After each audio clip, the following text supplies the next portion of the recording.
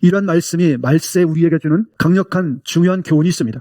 이는 스스로 그리스도인이라고 해서 모든 사람들이 참된 그리스도인이 아니라는 것입니다. 자기가 거듭난 자라고 주장해도 그들이 모두가 다 거듭난 자가 아니고 강단에 서서 설교하는 자라고 해서 그들이 모두 하나님의 말씀을 전하는 자가 아니라는 것입니다. 그 중에는 참된 하나님의 신실한 종이 있는가 하면 그 중에는 마귀가 심어놓은 마귀의 종도 있습니다. 그 중에는 거듭난 자가 있다고 말하지만 거듭나지 아니하고 여전히 죄의 종노릇하는 사람들도 있습니다. 그 중에는 예수님을 믿는다고 말하지만 입으로만 주님 주님 하는 사람도 있다는 것입니다.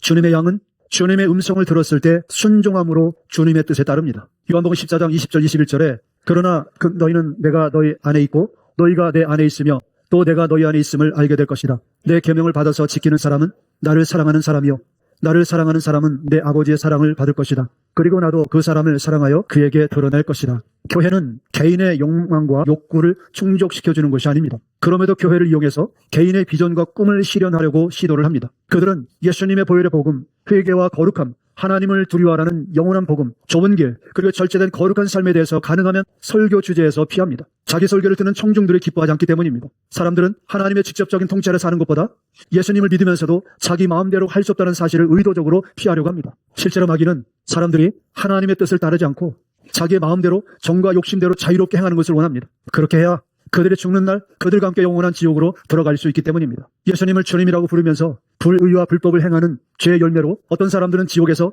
영생하는 몸을 입게 됩니다. 영원한 저주를 받는 것입니다. 무슨 말씀입니까? 사람은 한 번 태어나서 죽는 것으로 끝나는 것이 아니라 사람의 몸이 죽는 날 사람은 영생하는 몸을 얻는다는 것입니다. 그중에 어떤 사람은 저주받은 몸을 입는 사람이 있다는 거예요. 그러나 예수님을 믿고 주님이라고 할 뿐만 아니라 말씀에 순종함으로 거룩함의 열매를 맺는 성도들은 천국에서 영생하는 영광스러운 몸을 입게 된다는 것입니다. 여러분이 천국에서 영생하는 몸을 입길 소망한다면 예수님을 믿고 세상에 사는 동안 몸을 불의의 병기로 삼지 말고 불의와 불법과 음행을 버리고 하나님을 경외하는 마음으로 거룩한 열매를 맺는 사람이 되어야 합니다.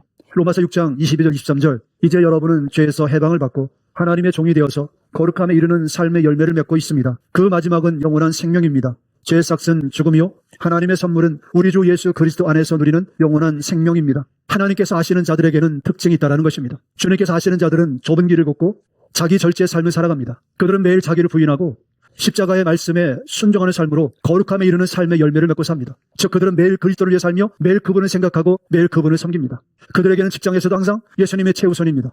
그들은 이익을 위해 불법을 타협하지 않습니다. 그러나 오늘날 교회는 타협했습니다. 주 6일 동안 자신을 위해 열심히 일하는 것도 부족해서 주의 날이라고 지정된 날도 자기를 위해서 일합니다. 여러분, 주님의 말씀은 부탁이 아닙니다. 타협이 아닙니다. 주님의 말씀은 오직 순종밖에 없습니다. 순종과 불순종에는 반드시 상급과 심판이 있습니다. 이렇게 하나님의 말씀을 가볍게 다루는 사람들은 사탄을 부인하는 것보다 예수님을 부인하는 것을 더 쉽게 생각합니다. 세상에서 종노릇을 하고 있기 때문입니다.